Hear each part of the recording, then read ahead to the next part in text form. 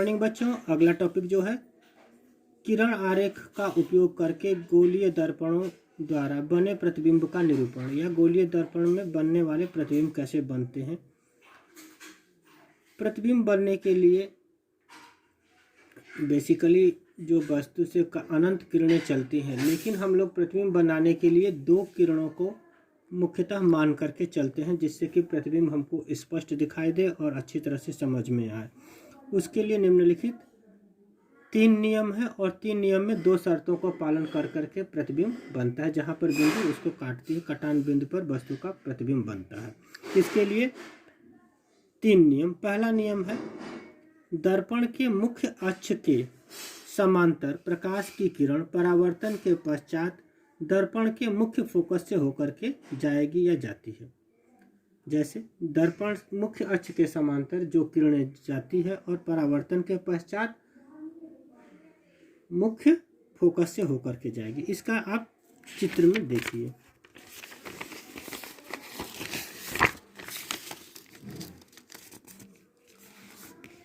यहाँ पर हमने दोनों प्रकार के दर्पण लिए हैं, ये अवतल दर्पण और दूसरा हमारे पास उत्तल दर्पण है। तो उत्तल दर्पण में मुख्य अक्ष क्या होता है, ध्रुव और वक्रता केंद्र को मिलाने वाली रेखा को हम मुख्य अक्ष कहते हैं। तो जो किरण क्या हो गई, मुख्य अक्ष के समांतर जा रही है और परावर्तन के पश्चात मुख्य फोकस से होकर के जाती है। इसमें आपको तीर का निशान भी बना करके दिखाना है। तो ये आपकी जो पहला नियम हो गया। दूसरा दर्पण हमारा उत्तल दर्पण है। उत्तल दर्पण में भी जो किरण है वो मुख्य अक्ष के समांतर जा रही है, परावर्तन के पश्चात ये दर्पण से बाहर जाती हुई दिखाई देती है, लेकिन ये मुख्य फोकस से होकर के जा रही है।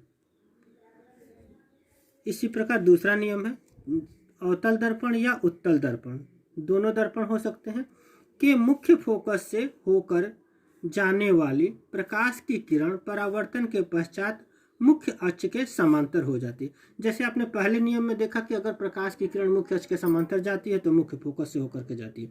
दूसरे नियम में आपने देखा कि मुख्य फोकस से होकर के जाने वाली किरणें परावर्तन के पश्चात मुख्य अक्ष के समांतर हो जाती है। इसी प्रकार ये उत्तल दर्पण है, ये अवतल दर्पण है, और दूसरा जो है मुख्य अक्ष के समांतर किरणें जा रही है, परावर्तन के पश्चात ये फोकस से होकर के जाएगी, ये उत्तल दर्पण। पहला अवतल था, दूसरा उत्तल दर्पण है। इसी प्रकार तीसरा नियम है जो अवतल दर्पण या उत्तल दर्पण के वक्रता केंद्र से होकर जाने वाली प्रकाश की किरण परावर्तन के पश्चात उसी पथ से वापस हो जाती है जिस पथ से आती है। जैसे कि ये वक्रता केंद्र है दर्पण का, दर्पण हमारा अवतल दर्पण है, चाहे कोई सा भी दर्पण हो। तो ये वक्रता केंद्र से जो किरण प्रकाश की जा रही थी, परावर्तन के पश्चात उसी माध्यम में ये वापस लौट गई। तो ये अवतल दर्पण था। उत्तल दर्पण में भी देखिए प्रकाश की किरण जो थी आ रही थी, अपवर्तन के पश्चात उसी मार्ग में वापस लौट जाती है। तो ये 3 नियम है और तीनों नियमों में से हम 2 नियम लेकर के वस्तु का प्रतिबिंब बनाते हैं, जो उसके बारे में हम अगले इसमें पढ़ेंगे। बाकी से आप अपनी कॉपी में नोट कर लीजिए। धन्यवाद।